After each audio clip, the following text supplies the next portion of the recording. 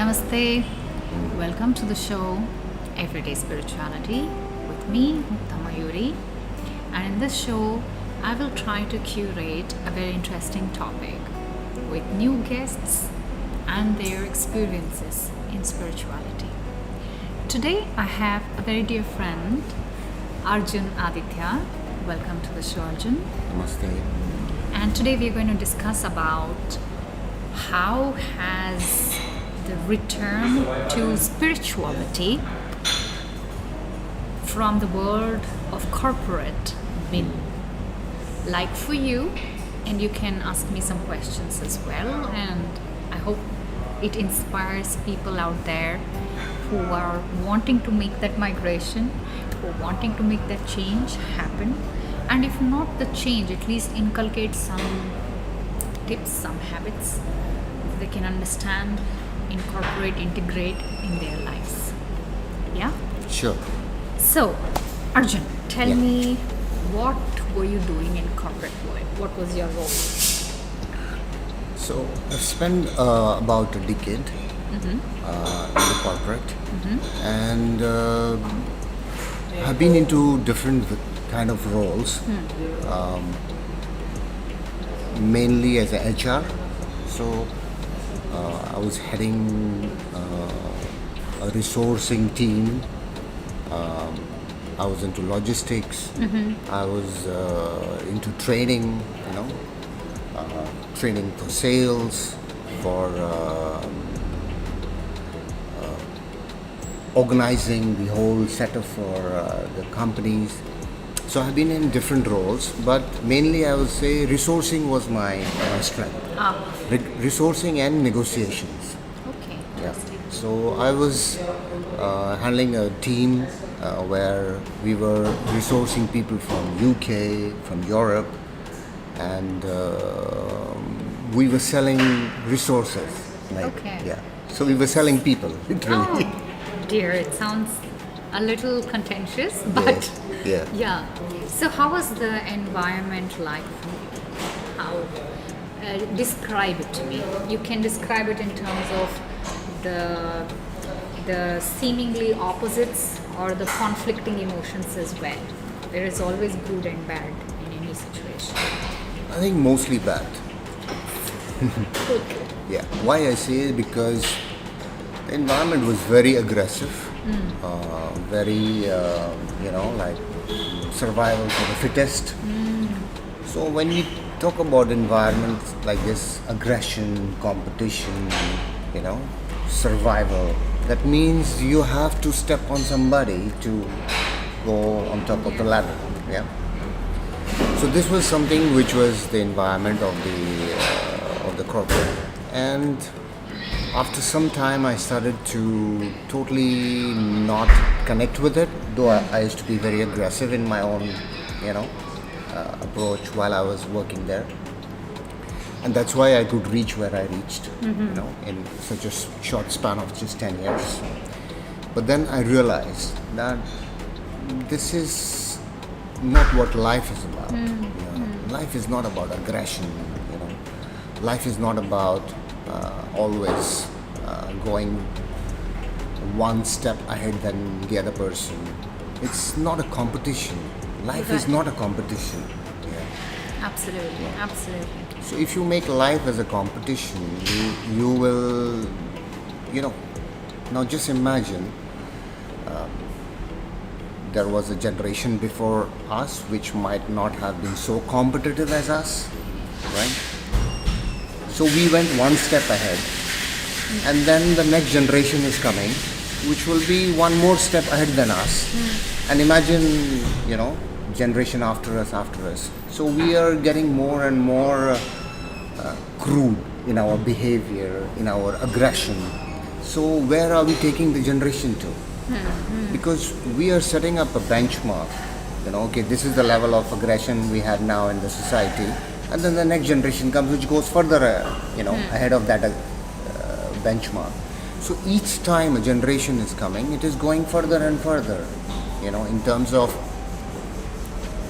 aggression, bad behavior, or competition. So what kind of world are we looking at? What kind of world we are trying to create? Aggressive world, a competitive world, right? And we are teaching our child, just look at some of the examples, what you do in life, in a regular day to day. You teach your child who is going to a school right now, right? And you teach your child, okay, if your fellow students in your class is trying to do this, take one more step ahead and you take charge of that. Yeah. That means we are teaching our generation to be more aggressive, to be more, competitive with one another. Yeah, that's true. Yeah. So the final outcome we will not be living in a pleasant world. And that's how you see on the street the road rage or any other examples on that. Yeah. So you know that I was also in corporate. Yeah. I was for 14 years in advertising. I was into journalism. I was a reporter. In advertising, of course, it's a very hard task, which asks a very, how do I say, not only a disciplined self of you, but also a very ambitious side of you too. Right. As you also mentioned, that if you have to step up in the ladder, you have to do a lot of things which may seem not only courageous, but also you have to put yourself ahead of the others. You have to prove yourself.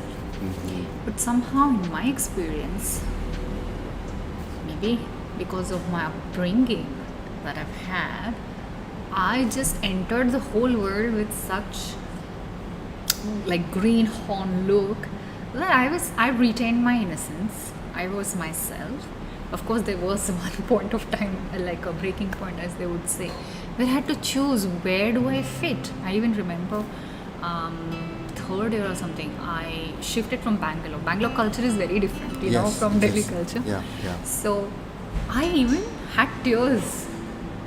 Like, I didn't know how to cope with this, not straight-jacketedness. It's like almost like some parts of it were cruel. Like, you have to put something put out an image of you which is more rash, and you have to be like, they give it a term as street smart. Yeah. Right? But I wasn't street smart at all. I had to acquire that skill. Yeah. And trust me, how much I struggled to become street smart. And that's the process which taught me that I'm very grateful for even that process that happened. Yeah. But how I see this on a hindsight is that you need something as a contrast to help you realize what is suitable for your system.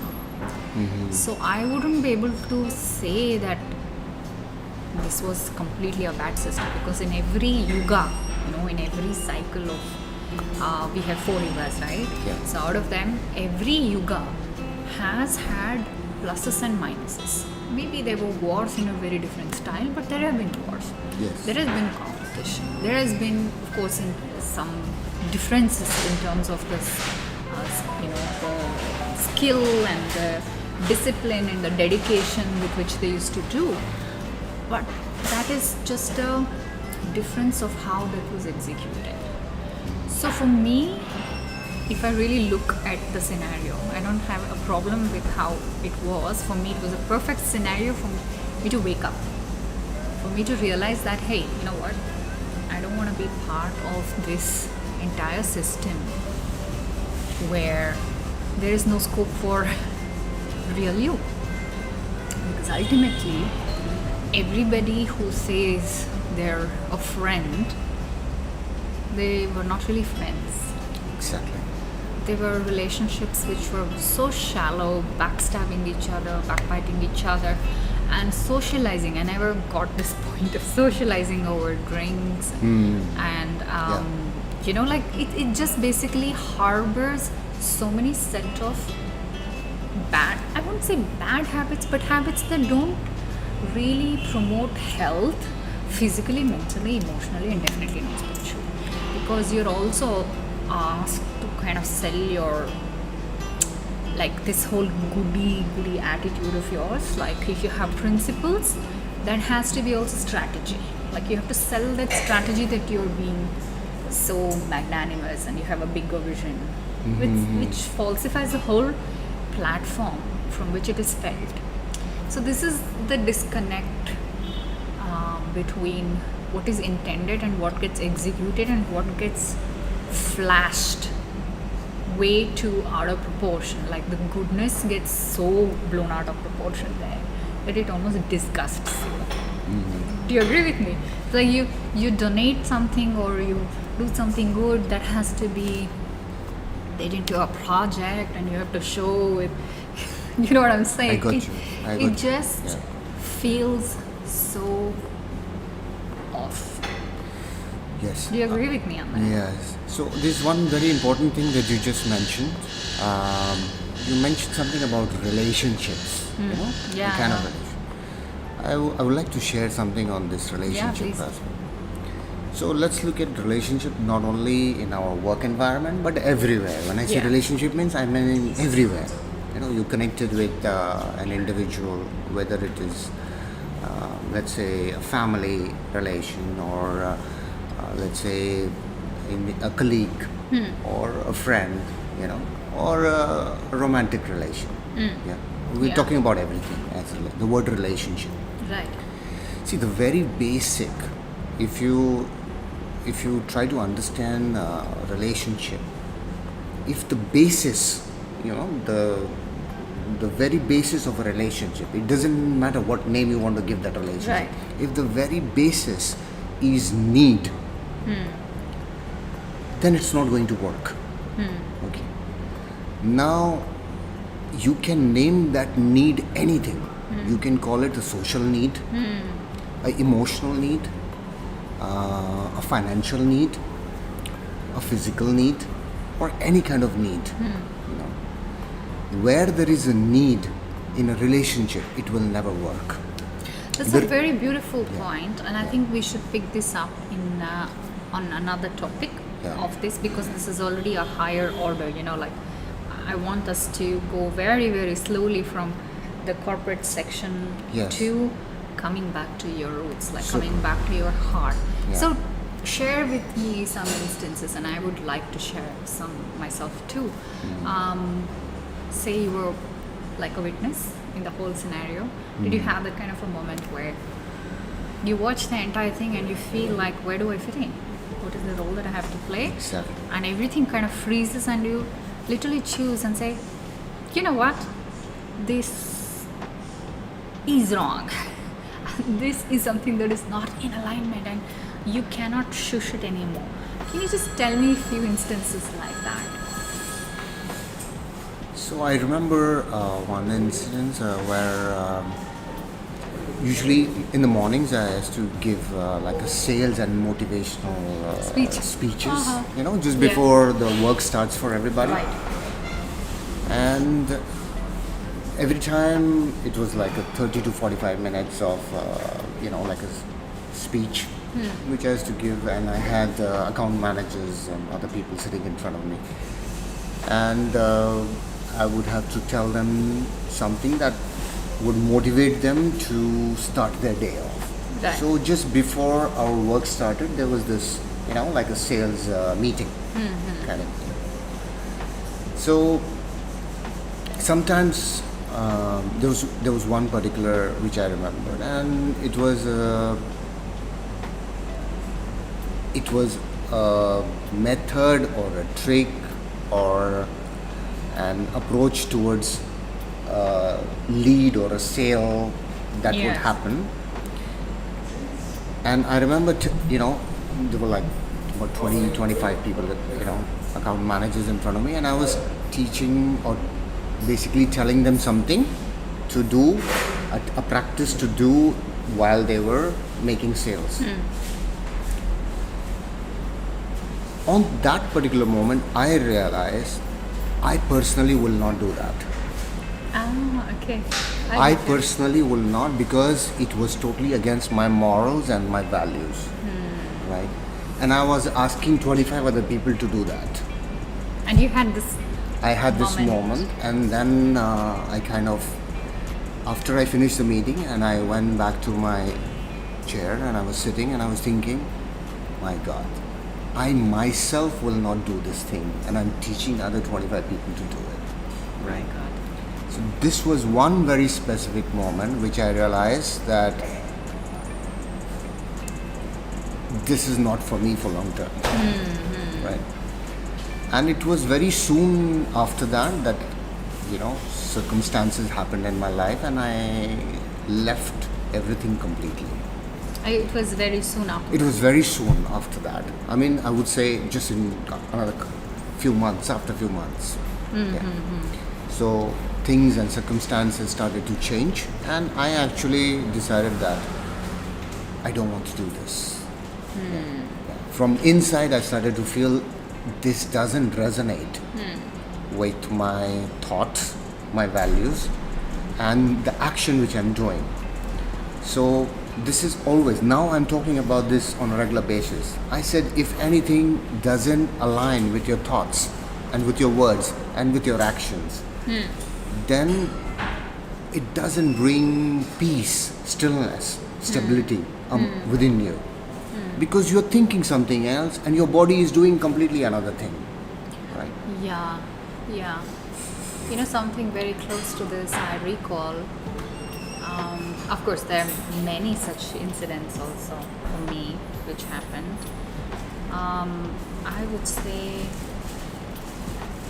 I think it's the particular brand, because I was heading also advertising agency, and just when you were a junior in the hierarchy when I started my career, I got very good set of brands actually, and all of them were in alignment with me, so I was able to do it, and I was very transparent. This is one thing that God really graced me, was I was always surrounded by some fantastic people. I've had fantastic bosses, I've had fantastic team, except one or two differences where it was also a learning curve for me how to manage the team.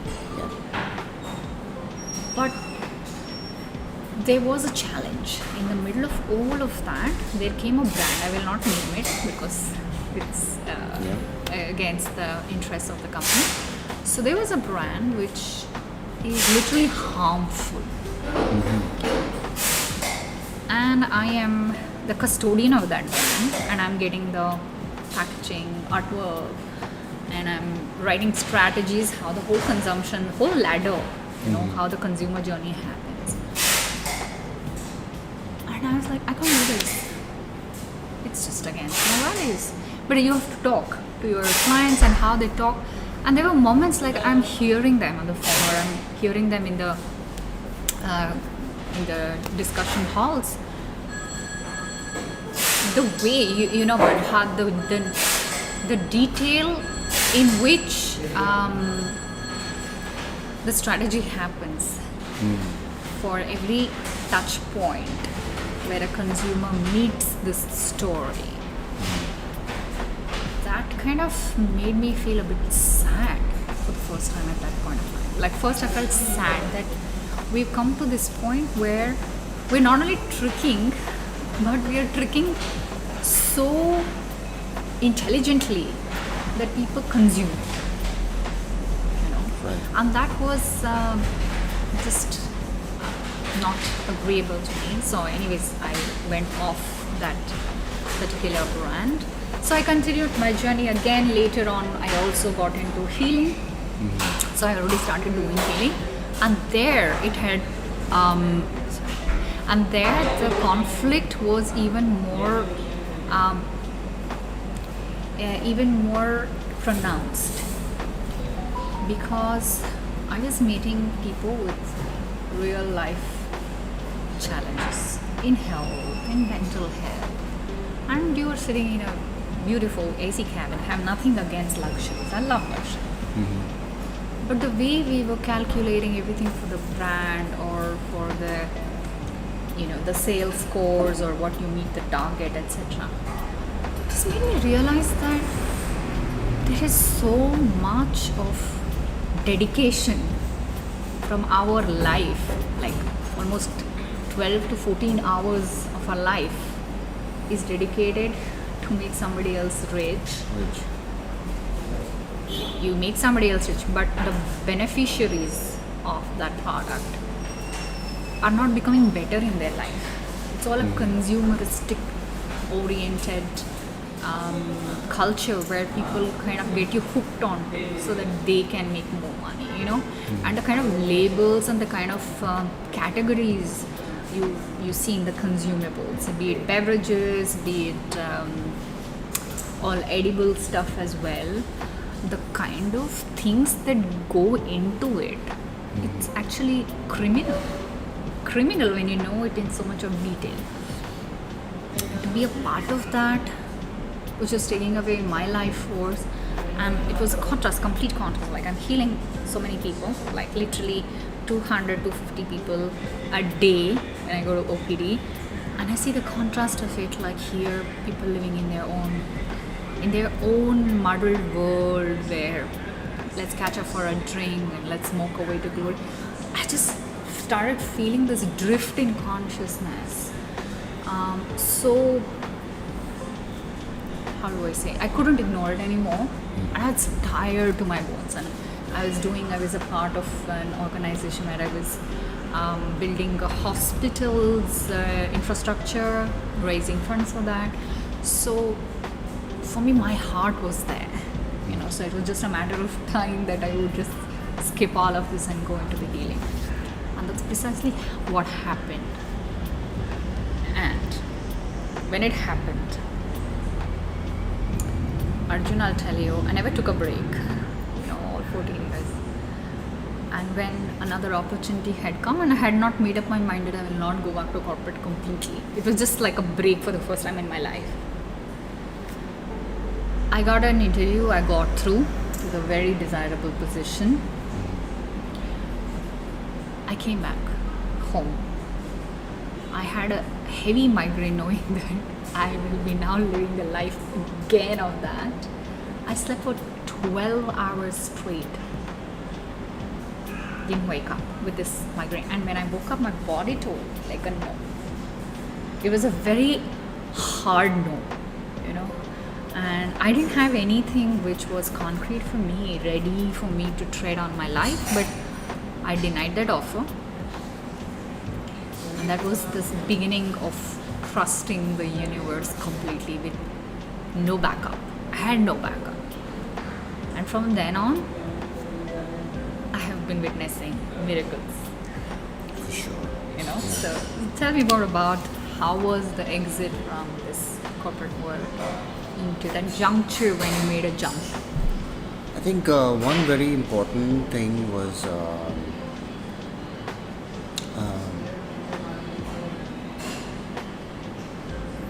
realization about. I would explain this in a very so there are have tos in life, Yeah. and then there is want to. Okay, it's a huge difference. Right. So I have to go to work tomorrow morning, whether you like it or you don't like it, right? I have to listen to my boss, whether you like the boss or you don't like the boss. I have to be at 9 a.m. in the office. Okay. So there were so many have tos in life. I have to do this, I have to do that, I have to listen to my boss, I have to be every day in the office by 9 a.m. till 6 p.m. or whatever it is. So everything, life was all have to. Yeah? Today, I can say very proudly, I don't have tos. Yeah. I wake up when I want to wake up. I sleep when I want to sleep. I go out when I want to go out. I meet people whom I want to meet. Right? So I have changed all my have to want tos today. Very beautifully said. Yeah. True. So I don't have this feeling of obligation or compulsiveness. The moment you say I have to do this, you put your whole body and mind under obligation.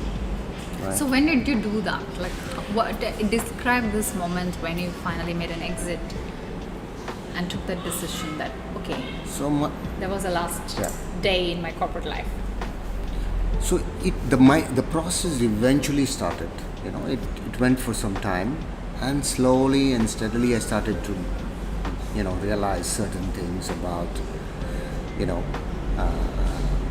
because see we are designed and we are conditioned by the society that you do this, do your graduation, and then you come to a job or do your And you masters, and grow. then you grow, and then you working in the ladders of your corporate job or whatever it Yeah, is. from country to Yeah, survive and yeah. goes Goes on. higher, higher, higher. Yeah. So to break all this pattern, also I needed time. So it started to happen slowly, and one by one realization. That first, okay, I'm working in a company against my own morals. I personally won't do it, but I'm teaching other people, right, to do the same thing.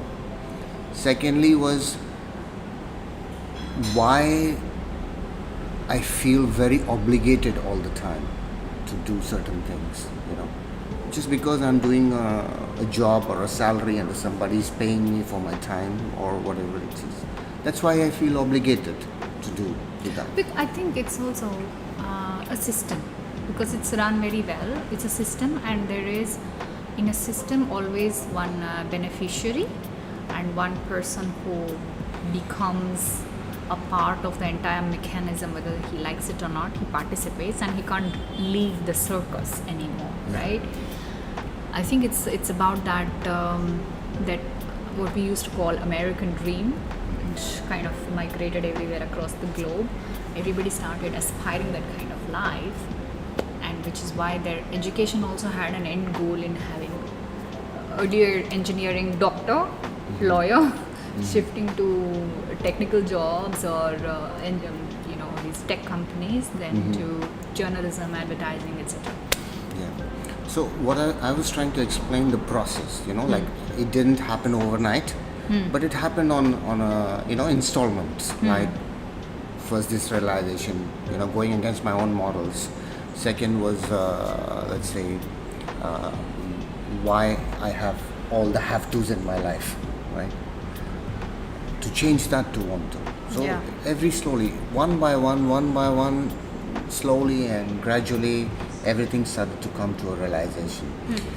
One important thing I would share is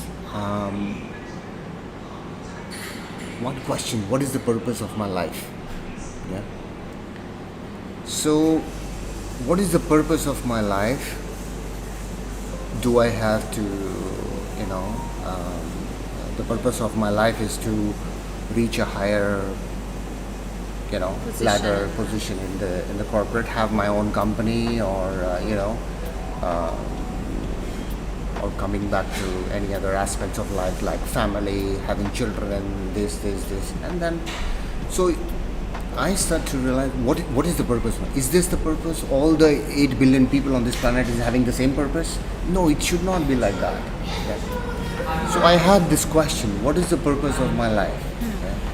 So one day I was walking in one of the streets in Goa, and I found a T-shirt hanging, and it says, "The purpose of life is a life of purpose." I bought the T-shirt immediately, but it took me a while to understand what is it. So if you look at in the answer, the purpose of life is a life of purpose. That means my question was purpose of life, and if you just flip it around, life of purpose, that is the answer. Yeah, but it took me few weeks to understand what does it mean. Life of purpose. That means I should not be running around and looking for what is my purpose. What is my purpose? I'm gonna hook you on to your own story which you shared with me earlier. Yeah. That one advertising. Yes. So coincidentally, it also has good effects. You see. Yeah. What is that advertising that you saw which helped you propel your life into a completely different trajectory? Yeah. So approximately 10 years ago, I watched this, ad on a television. It's still in my heart. It's like I have memorized this.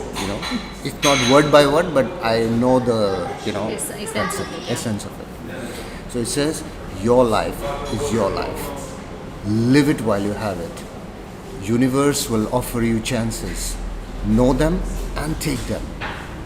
You cannot beat death, but you can beat death in your life sometimes. And more often you learn to do it, more light there will be. Your life is your life. Know it while you have it. You are marvelous. The gods are waiting to delight in you. Go forth. So this was an ad that you saw. And you know what is this ad about? This ad is about Levi's jeans. Levi's jeans. You yes. can still look it But up we on are not YouTube. sponsored by Levi's, just to Yes, just state to the clarify fact. that.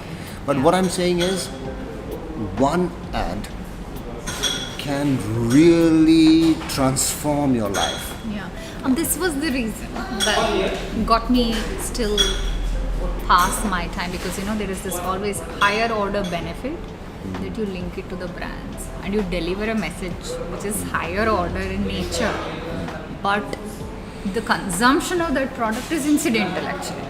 Yes. But you chose to take the higher order benefit and put it in your life, which is great. I think it did its purpose. I'm sure there are millions of people who would have watched it. Right. No. This But is one of the best high points of ads, actually, Yes, I would say. yeah, Then, what did you do? So this particular thing had, like very strong message in it. If you look at the wordings, it says universe will offer you chances. And then there were 2 steps. Yeah. Know it and take it. So first you have to understand that this is an opportunity for you. And then you have to grab that opportunity. Yeah. Suppose if you just know the opportunity and sit on that, it's not going to do anything. Right. Yeah. So knowing is the first step, and then taking it also. So you took it. I took it. So I took, when I say I took it, was I took the chance Yeah. to walk away from things which society told me was super important. Like staying in a job, staying in, whatever society atmosphere. I walked out of that. I walked out of that and started living a life which was absolutely against the society norms. Like the society tells you, binds you with certain things. So I started to live a life which was not of any bondage. Right? That is why I could make my life want tos. Yeah? No more have to. Beautiful. I have to go to this, attend this marriage because some of my family relatives, but I personally don't like it, but I have to go there because So you obligation. kind of started moving away from all the formalities. Formalities, obligation, I would call it. More than formalities, the word obligation actually fits it. Beautiful. Beautiful. Yeah. So that was, I would say, actually, now the title appears to be from obligations to freedom. To freedom. I Yeah. think freedom is the most important thing in your life. You Yeah. should never sell your freedom for anything. Yeah, Azadi. So I think next episode we are going to come back and delve more into the topic of the freedom. Because Arjun also is working in the field of consciousness, and I'm also working in the field of consciousness. So we're going to make that chat all about what we're doing currently. So we're going to welcome Arjun once again on this show. So thank you, Arjun, for joining me on this show. Thank you so And much. we look forward to having you soon. Yes. Fantastic. All right. Namaste.